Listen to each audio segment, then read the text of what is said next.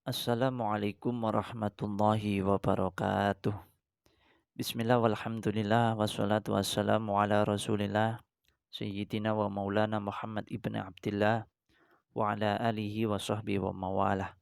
Bismillahirrahmanirrahim. Rabbi israh li sadri wa yassir li amri wahlul 'uqdatam min lisani yafqahu qawli. Mari kita awali pertemuan di pagi hari ini dengan ucapan syukur kehadirat Allah Subhanahu wa taala dengan ucapan alhamdulillahirabbil alamin, karena di hari ini kita masih diberikan usia sehingga kita bisa merasakan hidup, diberikan kesehatan, diberikan kekuatan, kesempatan dan juga kemauan untuk belajar.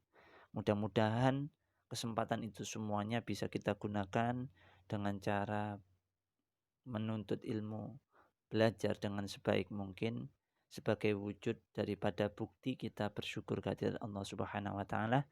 Dengan iringan doa mudah-mudahan usaha kita diridhoi oleh Allah Subhanahu wa taala sehingga Allah menurunkan rahmatnya kepada kita semuanya, yakni ilmu yang manfaat dan barokah. Allahumma amin. Anak-anak, pada minggu yang lalu kalian telah mendapatkan gambaran berkaitan dengan materi ilmu pendidikan sepanjang kalian belajar di kelas 5.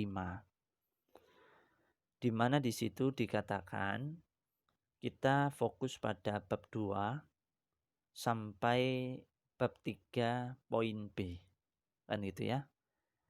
Kemudian dalam pemaparan di pertemuan sebelumnya atau di video sebelumnya, di situ telah kami gambarkan kepada kalian apa saja yang kita bahas, utamanya juga pada bab 2 ini, yang mana dalam bab 2 ini minggu kemarin ada gambaran apa saja yang harus kalian cari. Di antaranya yaitu 3 tokoh yang saya lingkari ini.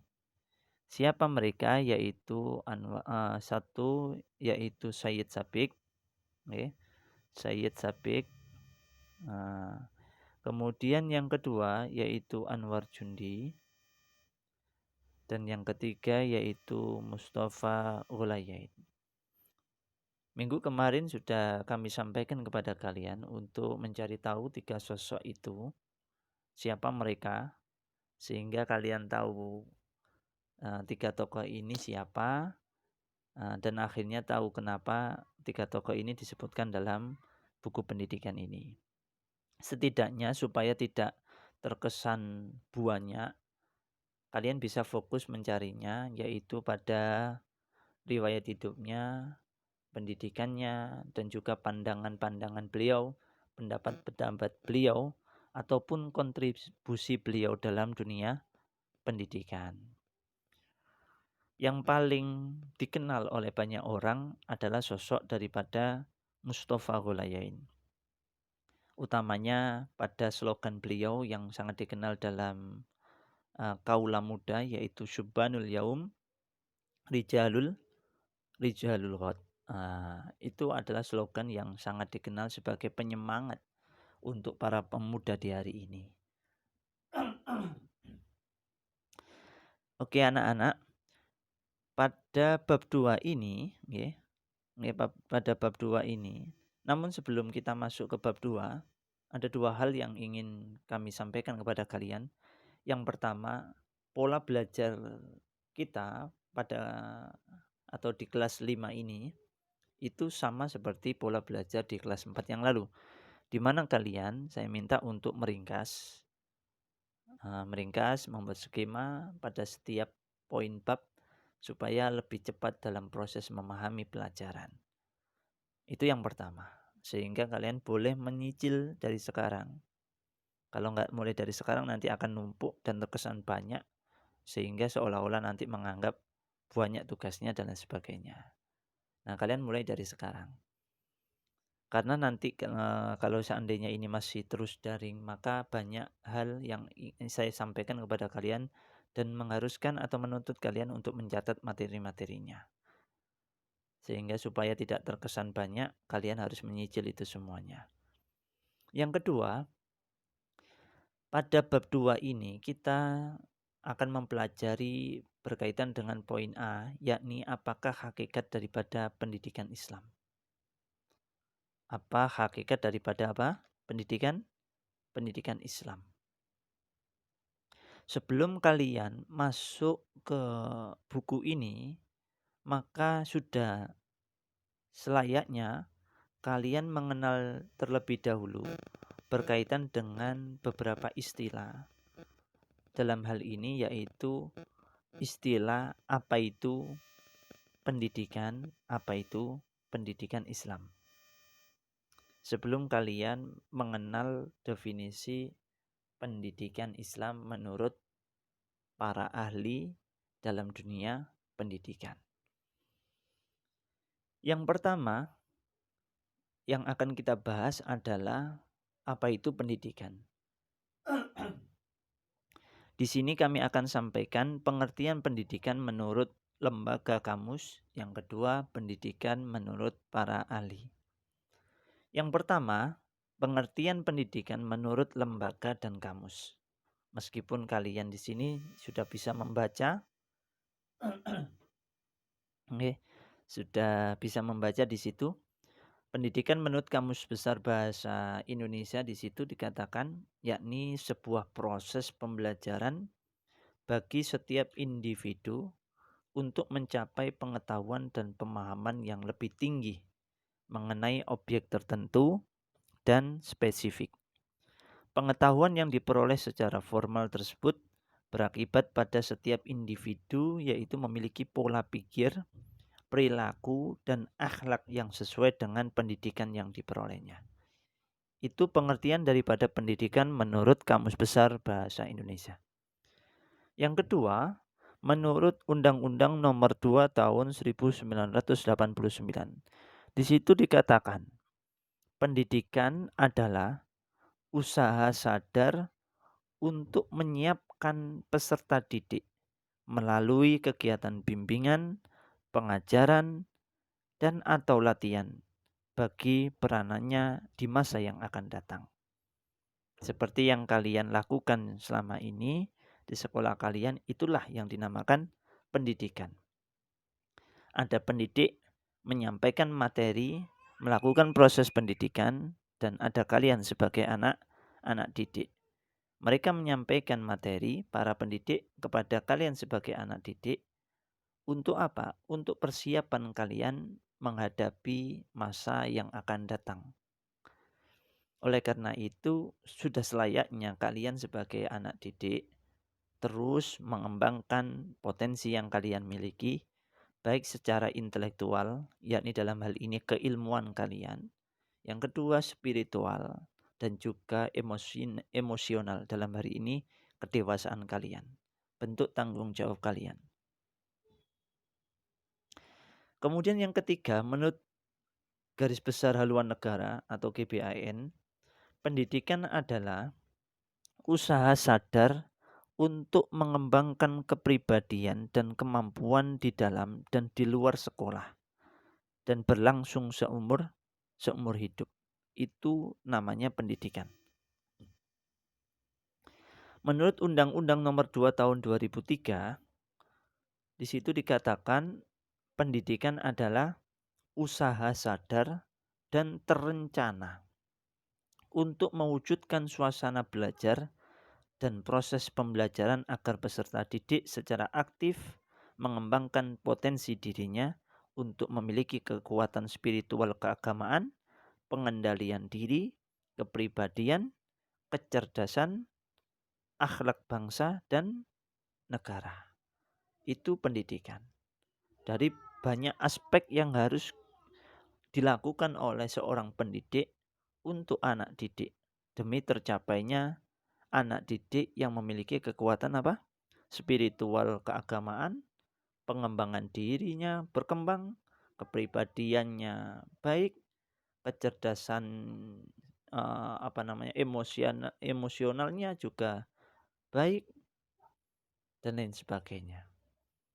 Kemudian menurut Wikipedia, di situ ada UNESCO, di situ juga bisa kalian baca Kita ambil yang singkat-singkat saja karena ini terbatas oleh waktu kan gitu ya.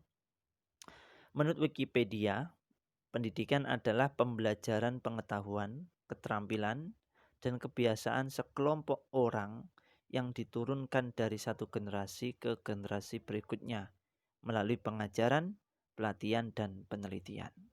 Maka sudah tidak kaget lagi bila mana dalam proses pembelajaran akan ditemui secara turun-temurun, yaitu berkelanjutan antara orang terdahulu dengan orang sesudahnya. Ya kan, apalagi di madrasah kita yang merupakan sebuah lembaga pendidikan, yang mana dalam lembaga pendidikan yang namanya muallimin muallimat itu melakukan proses pendidikan secara turun temurun. Dulu mbae sekolah di gunung umpamanya belajar di situ, kemudian anaknya, kemudian cucunya dan lain sebagainya. Secara turun temurun. Kemudian menurut ensiklopedia Pendidikan Indonesia, Pendidikan Indonesia. Jadi menurut ensiklopedia Pendidikan Indonesia menjelaskan bahwa pendidikan yaitu proses membimbing manusia atau anak didik dari kegelapan, yakni ketidaktahuan atau kebodohan, dan dari ketidaktahuan dan tidak cerdasnya dalam hal pengetahuan agar menjadi cerdas. Itu menurut ensiklopedia Pendidikan Indonesia. Sedangkan menurut Undang-Undang Sisdiknas tahun 2003 nomor 20, pendidikan merupakan suatu usaha yang dilakukan secara sadar dan terencana untuk mewujudkan suasana dan proses pembelajaran agar peserta didik secara aktif mampu mengembangkan potensi yang ada di dalam dirinya untuk memiliki kekuatan spiritual keagamaan, kepribadian yang baik, pengendalian diri, memiliki akhlak mulia, memiliki kecerdasan luar biasa, serta keterampilan yang diperlukan oleh dirinya dan masyarakat. Itu merupakan pengertian daripada pendidikan menurut lembaga dan kamus. Sedikit saja mengenal lebih jauh pendidikan menurut para ahli dari Indonesia. Di antaranya yakni menurut Profesor Zuhairi Indris MA, beliau mengatakan bahwa pendidikan adalah serangkaian kegiatan berkomunikasi yang bertujuan supaya manusia dewasa atau pendidik dengan peserta didik saling bertatap muka atau dengan menggunakan media dalam rangka memberikan bantuan pada perkembangan anak dengan utuh. Artinya di sini bahwasanya pendidikan itu tidak hanya bermakna harus tatap muka, tapi juga tidak tatap muka seperti ini. Baik itu secara langsung tatap muka maupun menggunakan media. Apalagi musim seperti ini kan gitu ya. Maka media sangat membantu sekali dalam proses yang namanya pendidikan, dalam proses penyampaian ilmu pengetahuan kepada anak didik, meskipun hasilnya itu jauh dibandingkan dengan ketika tatap muka kan gitu. Namun di sini menuntut juga anak didik untuk mengembangkan kecerdasannya. Yakni apa? Yakni jangan sampai membatasi diri belajar itu harus tatap muka. Nah, kalau dengan media saja kita bisa belajar, mengapa kita harus masih kaku pada proses tatap muka dalam arti membuat malas kan gitu ya. Dalam arti membuat malas. Artinya gini, ketika kalian tatap muka kalian lebih semangat. Kemudian ketika menggunakan media seperti ini dalam kondisi pandemi seperti ini, sehingga kalian menjadi malas belajar, itu jangan sampai itu nanti akan merugikan diri kalian sendiri. Perkembangan kalian menjadi terhambat, kan itu kecerdasan kalian akan semakin tumpul, dan lain sebagainya. Jangan membatasi diri belajar itu harus satu tempat, tapi berbagai tempat, berbagai cara itu bisa kalian lakukan untuk belajar. Makanya ada namanya Zoom virtual, belajar Zoom virtual, dan lain sebagainya. Itu bagian daripada perkembangan dalam proses penyampaian ilmu yang tidak harus terkungkung pada satu dimensi saja, yaitu dimensi tatap muka. Sehingga di situ menggambarkan pada kita, belajar itu tidak terbatas oleh waktu dan tempat. Dimanapun kalian berada, kalian tetap harus belajar. Karena belajar itu hukumnya wajib, harus, dan bila mana kita tidak belajar maka itu semuanya akan merugikan diri kita sendiri dan maupun generasi setelah kita maupun anak-anak turun kita. Nah, paham ya? Kemudian di sini, nah di situ ada sudah saya sampaikan di sini menurut Ahmad di Marimba di situ dikatakan oleh beliau pendidikan adalah pimpinan atau bimbingan secara sadar oleh pihak pendidik terhadap perkembangan jasmani dan rohani anak didik menuju terbentuknya kepribadian yang utuh. Kemudian ada lagi menurut Dr. Andes Wasti Sumanto MPD, beliau mengatakan pendidikan adalah proses pembelajaran yang menghasilkan pengalaman yang memberikan kesejahteraan pribadi baik lahir maupun batin. Nggih. Kemudian ada lagi nggih, menurut Profesor Haji Mahmud Yunus, di situ dikatakan pengertian daripada pendidikan ialah suatu usaha yang dengan sengaja dipilih untuk mempengaruhi dan membantu anak yang bertujuan untuk meningkatkan ilmu pengetahuan, meningkatkan sisi jasmaninya, dan juga akhlaknya, sehingga secara perlahan bisa mengantarkan anak kepada tujuan dan cita-citanya yang paling tinggi. Dulu masih ingat nggak di bab pertama apa itu? Mengembangkan potensi anak semaksimal mungkin. Di bab 1 ya. Masih ingat apa sudah lupa? Insya Allah lupa. Kan itu ya. Oke. Apa tujuannya? Agar memperoleh kehidupan yang bahagia dan apa yang dilakukannya dapat bermanfaat bagi dirinya sendiri, masyarakat, bangsa, negara, dan juga agamanya. Di sini juga telah kami sampaikan menurut tokoh-tokoh yang lain. Dan yang terakhir di sini ingin kami sampaikan adalah pendidikan menurut Ki Hajar Dewantoro. Menurut beliau apa?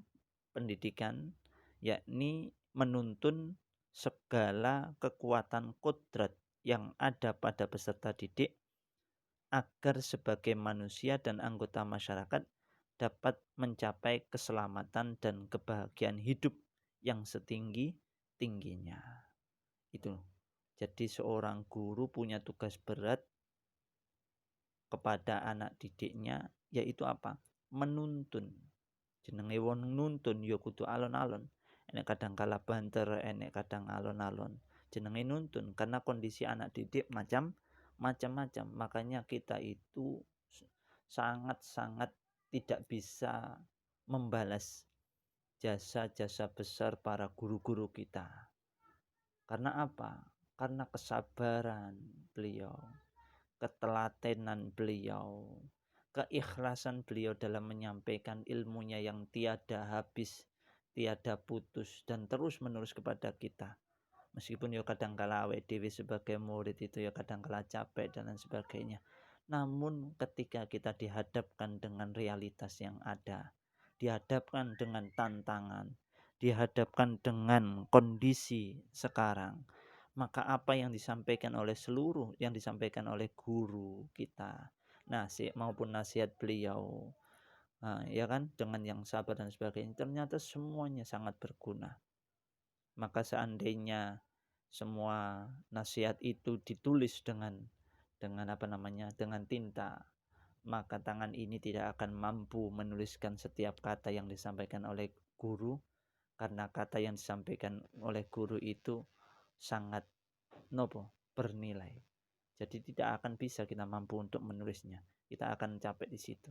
Makanya setidaknya kita harus bisa meningkatkan kualitas diri kita sebagai anak didik. Yaitu apa? Meningkatkan kecerdasan kita. Bagaimana kita bisa menerima semua yang diberikan oleh guru dengan baik dan tepat. Kan itu. Karena semuanya kembali kepada diri kita, generasi setelah kita, maupun kepada anak turun kita. Inilah kesabaran seorang pendidik yang begitu sabar, begitu telaten, utun, istiqomah, dan tak pernah lelah menuntun kita sebagai anak didik. Guna apa? Mencapai tercapainya kita sebagai anak didik pada keselamatan, kebahagiaan hidup yang tinggi, kan gitu ya. Itu pengertian daripada pendidikan. Pendidikan, ya kan? Oke. Sekarang kita akan masuk pada pengertian daripada pendidikan Islam. Kalian sudah belajar mengerti tentang pendidikan. Sekarang kita akan masuk pada pendidikan Islam. Pendidikan Islam, istilah pendidikan dalam konteks Islam telah banyak dikenal dengan menggunakan istilah at-tarbiyah, taklim, dan juga at-ta'dib. Jadi bentuk tarbiyah merupakan bentuk masdar dari fi'il madhi robba. Di dalam Al-Quran surat Al-Isra ayat 24 dikatakan wahfid lahuma janahadzulli minar rahmah wa qur rabbirhamhuma kama rabbayani shaghira. Di situ ada kata rabbayani shaghira. Kama rabbayani shaghira. Sebagaimana mereka berdua telah mendidik aku pada waktu kecil. Kemudian dalam bentuk mudhari'nya ada ayat Al-Qur'an dalam surat Asy-Syu'ara ayat 18, di situ dikatakan qala alam nurabbika fina walida. Di situ ada ayat kata nurabbika. Kan gitu ya. Alam nurabbika, bukankah kami telah mengasuhmu fina, dalam lingkungan keluarga kami. Alam nurabbika di situ dimaknani mengasuh.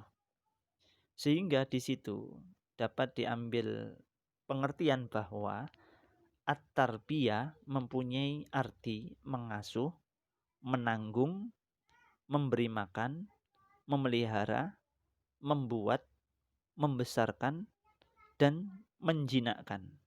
Hanya saja konteks makna at-tarbiyah dalam surat Al-Isra lebih luas, mencakup aspek jasmani dan juga rohani. Sedangkan dalam surat Asy-Syu'ara barusan ini hanya menyangkut aspek jasmani. Jadi ini loh ya. Jadi ayat ini, surat Al-Isra ini itu mencakup aspek jasmani maupun rohani. Sedangkan ini menunjukkan aspek jasmani. Kemudian kita temukan juga di dalam surat Ali Imran ayat 79 dan 146, di situ disebutkan istilah rabbaniyina dan ribbiyuna. Kan gitu ya. Rabbaniyina sama ribbiyuna, kan gitu ya. Rabbaniyuna sama ribbiyuna. Silakan kalian buka dalam Al-Qur'an supaya tahu, kan gitu ya. Mengajarkan kemudian dalam ayat yang lain di situ dalam Quran surat Ali Imran, di situ dikatakan wa kayyim min nabiyyin qatala ma'u ribbiyuna. Tadi rabbaniyin ini nggih. Rabbaniyin ada kata rabbaniyin nggih kan? Tetapi dia berkata kunu rabbaniyina, jadilah kamu pengabdi, pengabdi Allah di situ. Kemudian di sini ada ribbiyun, maaf, ada apa? Ribbiyuna, di situ. Apa artinya? Menjadi napa? Wa ka'ayyim min nabiyyin qatala ma'ahu ribbiyuna katsir, dan betapa banyak nabi yang berperang didampingi sejumlah besar dari pengikutnya yang bertakwa. Nggih. Istilah lain dalam pendidikan konsep Islam dikenal dengan sebutan taklim. Taklim berasal dari kata allama yu'allimu ta'liman, yang berarti proses transmisi ilmu pengetahuan pada jiwa individu tanpa adanya batasan dan ketentuan. Itu taklim. Jadi proses transmisi ilmu pengetahuan pada jiwa individu tanpa adanya batasan dan ketentuan. Pengertian itu berdasarkan firman Allah yang berbunyi wa'allama Adamal asma'a kullaha al-ayah dan seterusnya. Di situ sudah ada. Kemudian menurut Mahmud Nuqaib al-Atas mengartikan kata taklim sebagai proses pengajaran tanpa adanya pengenalan secara mendasar. Menurutnya, jika istilah taklim disamakan dengan istilah tarbiyah, taklim mempunyai makna pengenalan tempat segala sesuatu, sehingga maknanya menjadi universal ketimbang istilah tarbiyah. Sebab tarbiyah tidak meliputi segi pengetahuan dan hanya mengacu pada kondisi eksternal. Kemudian yang ketiga ada istilah yang namanya taktib. Tadi tarbiyah, taklim, dan yang ketiga adalah istilah taktib. Adapun istilah taktib pada masa klasik, orang hanya mengenal kata taktib untuk menunjuk kepada arti pendidikan. Seperti tersebut dalam sebuah hadis Nabi, Ad-dabani Rabbi fa-ahsana ta'tibi. Allah sendiri yang mendidikku dan memberikan pendidikan yang terbaik bagiku. Pengertian semacam ini terus terpakai sepanjang masa kejayaan Islam. Sehingga semua ilmu pengetahuan yang dihasilkan oleh akal manusia disebut adab. Baik yang berhubungan dengan Islam seperti fikih, tafsir, tauhid, maupun yang tidak berhubungan langsung seperti fisika, filsafat, kedokteran, astronomi, famiasi, dan bahasa. Semua buku yang memuat ilmu tersebut dinamai kutubul adab. Dari sana kita mengenal al-adab al-kabir dan al-adab as-saghir yang ditulis oleh Ibnu Muqaffa, seorang ahli pendidik di masa itu yang disebut dengan mu'addib. Itu. Paham nggih? Clear nggih? Sehingga dapat kita ambil kesimpulan di sini berkaitan dengan pengertian pendidikan, ilmu. Kalau ngomong masalah ilmu berarti pengetahuan yang logis dan mempunyai bukti empiris.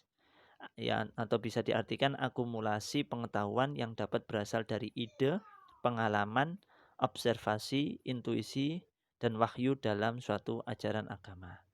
Sedangkan pendidikan yaitu usaha yang bersifat mendidik, membimbing, membina, mempengaruhi, dan mengarahkan segala seperangkat ilmu pengetahuan. Sedangkan Al-Ghazali, beliau mengungkapkan bahwa pendidikan adalah proses memanusiakan manusia. Sayang saat ini institusi-institusi banyak yang mengabaikan visi ini. Sehingga output yang dicetak lebih banyak berintelek daripada berakhlak. Sederhananya, pendidikan Islam adalah proses islamisasi karakter anak didik. Islamisasi karakter ini bisa melalui perorangan ataupun institusi. Sedangkan Islam sendiri yaitu nama salah satu agama yang datang dari Allah, yang ajarannya bersumber dari wahyu Al-Quran dan As-Sunnah. Itulah kemudian bisa dinamakan ilmu pendidikan Islam ataupun pendidikan Islam. Sedangkan ruang lingkup ilmu pendidikan Islam ini nanti saja kita bahas supaya tidak terlalu panjang, termasuk kegunaannya dan lain sebagainya. Oke, kita kembali ke materi kita. Kalian sudah mengenal apa itu apa itu pendidikan Islam. Sehingga ketika kalian masuk pada poin A berkaitan dengan apa hakikat pendidikan Islam, kalian sudah punya gambaran apa itu pendidikan Islam. Di sini disampaikan dalam buku ini diantaranya yaitu pendapat beberapa ahli berkaitan dengan makna ataupun hakikat daripada pendidikan Islam. Yakni menurut Said Sabiq, Anwar Jundi, dan Mustafa Gholayain. Said Sabiq mengatakan pendidikan Islam adalah menyiapkan anak didik baik jasmani, rasio maupun rohani sehingga menjadi pribadi yang bermanfaat untuk umatnya. Sedangkan Anwar Jundi dalam kitabnya Tarbiyatul Islamiyah mengatakan bahwa pendidikan Islam ialah suatu pendidikan yang menyiapkan para generasinya secara kontinu dari lahir sampai wafat. Sedangkan yang ketiga, menurut Mustafa Gholayain mengatakan bahwa pendidikan Islam ialah menanamkan akhlak yang baik dalam angkatan generasi muda dan memberikan siraman dengan tetesan petunjuk dan nasihat sehingga menjadi suatu sifat yang baik serta menumbuhkan cinta kerja untuk berbakti kepada al-watan.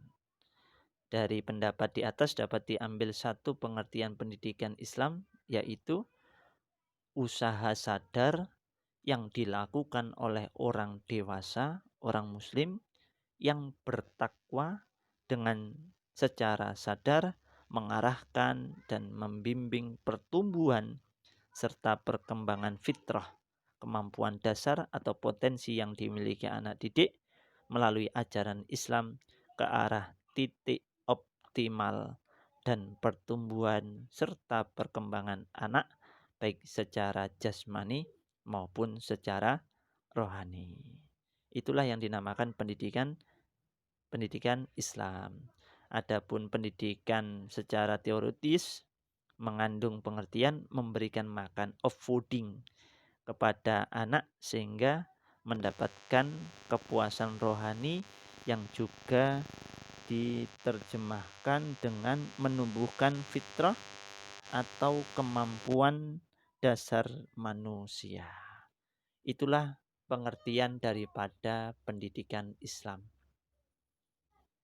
Pada pertemuan kali ini cukup banyak materi yang kalian peroleh berkaitan yang pertama yaitu apa itu pendidikan. Kalian juga mendapatkan dari pandangan menurut kamus ataupun lembaga dan juga para tokoh pendidikan. Kemudian kalian juga mendapatkan penjelasan berkaitan dengan apa itu pendidikan Islam. Bahkan istilah daripada pendidikan itu sendiri kalian sudah mendapatkannya tadi, yaitu ada istilah tarbiyah, ada istilah taklim, dan juga ada istilah takdib. Sehingga itu semuanya bisa menjadi pengantar buat kalian untuk memahami materi poin A, yakni penjelasan berkaitan dengan hakikat daripada pendidikan Islam. Mudah-mudahan bisa diterima, mudah difahami, dan saya harap untuk dipelajari ulang, dicatat dan dibaca-baca agar proses memahaminya lebih cepat. Semoga jadi ilmu manfaat dan barokah untuk kita semuanya. Amin. Assalamualaikum warahmatullahi wabarakatuh.